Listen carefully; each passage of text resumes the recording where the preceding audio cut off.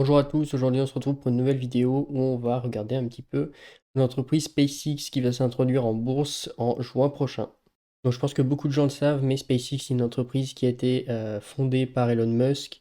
À la base c'était une entreprise qui envoyait des fusées, des satellites, etc. qui étaient dans le spatial. Ensuite on a le segment Starlink qui est venu s'accrocher à la partie spatiale.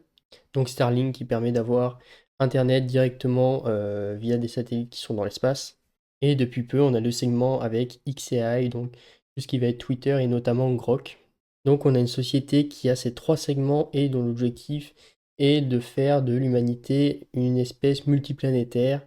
Et pour devenir une espèce multiplanétaire, comme le veut Elon Musk, il y a ce segment connectivité avec Starlink qui permet d'envoyer des satellites et d'avoir une connexion haut débit qui va être intégré avec le segment spatial et l'envoi de fusées, satellites, etc. Et ce segment avec XAI vient s'ajouter à tout ça pour compléter, faire de l'avancement dans les recherches scientifiques, etc. Et en apprendre plus et plus rapidement sur l'espace. Donc c'est ce qu'ils expliquent juste ici, leurs trois segments, Space, Connectivity et AI. Donc dans le segment Space, on va faire rapide, mais on retrouve tout ce qui est la famille des vaisseaux Falcon, etc. Cette partie-là, elle est dédiée notamment à réduire le coût d'accès à l'espace, notamment en faisant tout ce qui est économie d'échelle via tout ce qui est intégration verticale, comme je l'ai déjà dit. Ils ont développé aussi tout ce qui sont les lanceurs réutilisables, ce qui permet de faire de grosses économies. Donc ce segment spatial s'intègre bien avec le segment connectivity car ça leur permet d'envoyer directement eux-mêmes les satellites Starlink en orbite. Et l'IA qui vient s'ajouter et qui peut aussi très bien s'intégrer si ce qu'ils expliquent peut être réellement mis en place. Donc je l'ai déjà dit, leur objectif c'est de faire avancer la recherche scientifique, etc., d'accélérer les choses, mais vous n'êtes pas sans savoir que c'est un segment qui coûte excessivement cher. Et donc l'objectif un peu d'Elon Musk, c'est d'envoyer des data centers dans l'espace, et ça permettrait aussi de faire des économies, que les data centers fonctionneraient avec des panneaux solaires et seraient refroidis avec le vide spatial. Alors après, est-ce que c'est possible, est-ce que c'est pas possible? J'en ai aucune idée.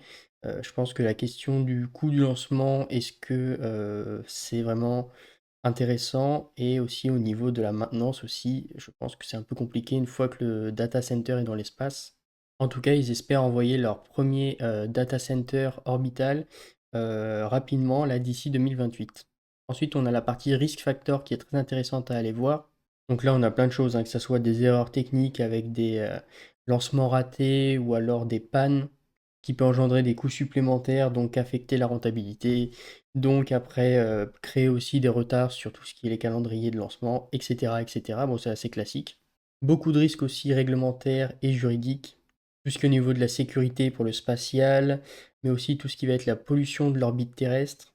Tout ce qui est XAI aussi, on a des régulations qui peuvent être à venir, parce que c'est quand même assez récent, donc il peut y avoir énormément de régulations qui interviennent au niveau de l'IA, mais ça peut être aussi pour X, hein, il peut y avoir énormément de régulations sur les réseaux sociaux.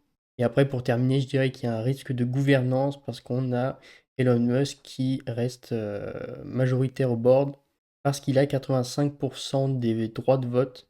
Donc, c'est-à-dire qu'il contrôle l'entreprise absolument comme il veut. Donc ça, c'est un problème, notamment si les actionnaires commencent à ne plus être d'accord avec lui. Euh, Là, ça peut être un problème. De là, on a une métrique très intéressante qui nous montre l'évolution des abonnés de Starlink. Donc on voit que ça augmente très fort, on a quasiment 50% de croissance annualisée. Et ça représente à peu près 10 millions de personnes actuellement, qui laisse quand même une grosse marge de progression. Et juste là, par contre, on voit que le revenu par utilisateur est en baisse à chaque fois d'année en année. Donc on est passé de 100 dollars à 80 dollars en 2 ans. Et pour comprendre, il faut regarder ce qui est écrit juste là. Donc ce qu'ils expliquent, c'est qu'ils vont se focus sur la croissance du chiffre d'affaires avec une amélioration des marges, que ce soit au niveau des améliorations opérationnelles ou technologiques. Donc ils vont essayer de faire du volume tout en essayant d'optimiser les marges, parce qu'ils ont un chiffre d'affaires par utilisateur qui baisse et qui va continuer à baisser dans les prochaines années. Parce que quand ils ont commencé, on avait une majorité de personnes qui étaient nord-américaines, donc qui souvent ont un pouvoir d'achat plus élevé, donc avec des abonnements plus élevés. Et au fur et à mesure que ça se développe et on va toucher des pays de moins en moins développés, bah forcément, on touche à des gens qui ont moins de pouvoir d'achat, donc on fait des plans tarifaires beaucoup plus bas, qui forcément fait baisser le chiffre d'affaires par utilisateur. Maintenant, on va s'intéresser un petit peu au chiffre de la société en regardant notamment le compte de résultat. Donc le chiffre d'affaires entre 2023 et 2024, il augmente de 34% et après ça augmente pareil 34-33% entre 2024 et 2025. Par contre, entre 2023 et 2024, on avait un coût qui est resté à peu près stable. On avait un gros impairment en 2023. Et par contre, les coûts ont explosé sur l'année 2025. Donc, résultat opérationnel qui est négatif 2023-2025 et qui était positif en 2024. Ce qui nous donne une boîte majoritairement en perte nette, entre 4 et 5 milliards de pertes par an 2024.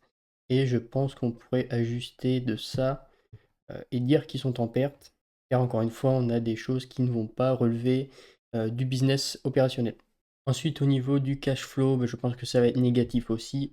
Au niveau du cash flow opérationnel, entre 2023 et 2024, ça augmente de 27% et 17% entre 2024 et 2025.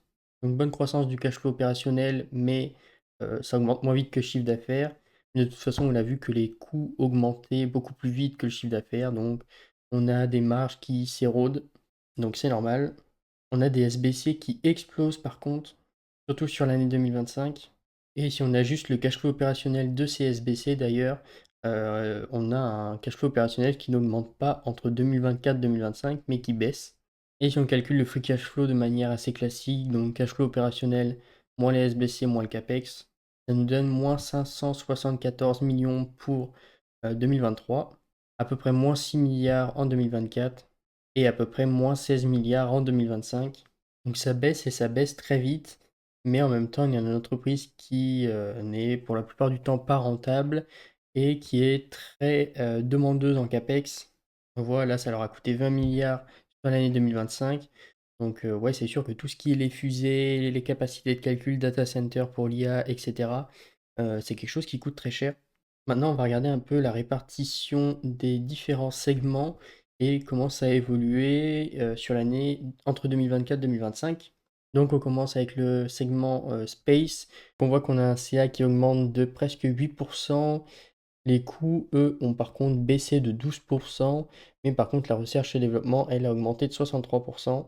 Il nous donne une augmentation des coûts totaux de 25%. Donc vous le voyez par rapport à un chiffre d'affaires qui augmente de 8%. On a des marges qui s'affaiblissent. Et donc ce segment était en perte pour l'année 2025. Ensuite, au niveau connectivity, donc tout ce qui est Starlink, donc ça c'est le segment qui est très rentable de SpaceX. Et je pense que Starlink, ça va être le segment qui va devoir absorber les pertes de toute la boîte en attendant que ils arrivent à envoyer peut-être des data centers dans l'espace. Donc au niveau de connectivity, Starlink, on voit qu'on a une croissance du chiffre d'affaires de quasiment 50%, alors qu'à côté, on a des coûts qui augmentent de 25%. Donc là, c'est très bien, c'est exactement ce qu'on veut voir dans une bonne boîte. Donc une boîte très rentable avec un résultat opérationnel qui augmente de 120% pour atteindre 4 milliards. Et ensuite l'IA, donc ça va être le segment qui absorbe tout l'argent. Donc vous voyez sur l'IA, 22% de croissance du chiffre d'affaires. Donc le cost of revenue qui augmente de 30%, research and development 300%, coût administratif 65% et charge de restructuration 130%. Bon, charge de restructuration, je pense que c'est assez anecdotique. Ouais, voilà, donc c'est en lien avec la réduction du nombre d'employés qu'il y avait eu chez Twitter en 2022. Le coût des revenus qui augmente plus vite que le chiffre d'affaires, ça c'est lié, il le dit juste ici, tout ce qui est les infrastructures, cloud, etc. Et la recherche et développement, ça va être toute la dépréciation, amortissement des GPU, etc. Pareil, cloud computing, qui nous donne à la fin une augmentation des coûts totaux de 130% quasiment, et une perte opérationnelle qui se creuse de 300% pour atteindre 6 milliards. Donc on le voit, on a un segment spatial qui n'est pas très rentable, qui va être assez cyclique. On a Connectivity avec Starlink qui est vraiment la vache à lait de SpaceX. C'est probablement le segment qui va absorber toutes les pertes engrangées par ces deux autres parties sur les années à venir. Et bien sûr l'IA qui croît quand même très bien, mais en fait on a des coûts et des charges qui augmentent beaucoup plus vite. Tout ce qui est la capacité de calcul, enfin c'est quelque chose qui est quand même énorme.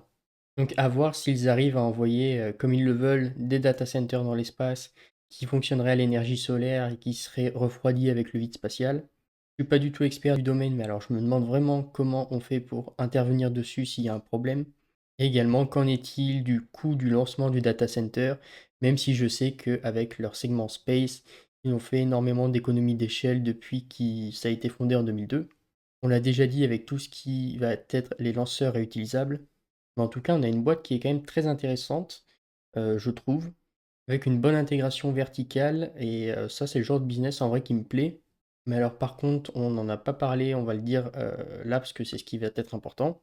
Ils veulent aller chercher une capitalisation boursière de 1700 milliards de dollars, sachant qu'on a un CA juste ici de 18 milliards. Donc ouais, ça nous fait 90 de prix sur chiffre d'affaires. Donc moi, cette valorisation-là, je touche même pas. Mais on va voir combien ils arrivent à tirer de la boîte. Mais ouais, si c'est vraiment du 1700 milliards de dollars, bah c'est clairement abusé. Et à cette valorisation-là, il y a peu de chances que si vous investissez sur SpaceX, vous arrivez à en tirer quelque chose dans le futur. Avant de continuer, n'oubliez pas de vous abonner à la chaîne, laisser un j'aime et un commentaire. Et bien entendu, si vous voulez ouvrir un compte titre, vous avez mon lien en description pour en ouvrir un chez Interactive Broker. Et donc avec cette valorisation-là, vous partez du principe que il y aura que des bons scénarios pour SpaceX. Vous vous dites que la croissance va continuer et va même peut-être accélérer. On aura une forte augmentation des marges, mais qu'il y aura aussi aucun lancement de fusée qui sera raté. Et surtout que cette histoire de data center dans l'espace, c'est envisageable, c'est possible, et ça va vraiment créer des économies d'échelle pour leur segment IA. Et ça, on n'en est vraiment pas sûr pour le moment. Donc voilà, c'est la fin de cette vidéo. Dites-moi si vous allez acheter du SpaceX. Moi, je vous l'ai dit, j'en achèterai pas. Peut-être quand on aura une valo un peu plus intéressante et qu'on aura une entreprise un peu plus rentable, peut-être que je pourrais me repencher dessus. Mais pour le moment, moi, c'est non. Voilà, donc donnez-moi votre avis et on se retrouve pour une prochaine vidéo. À plus!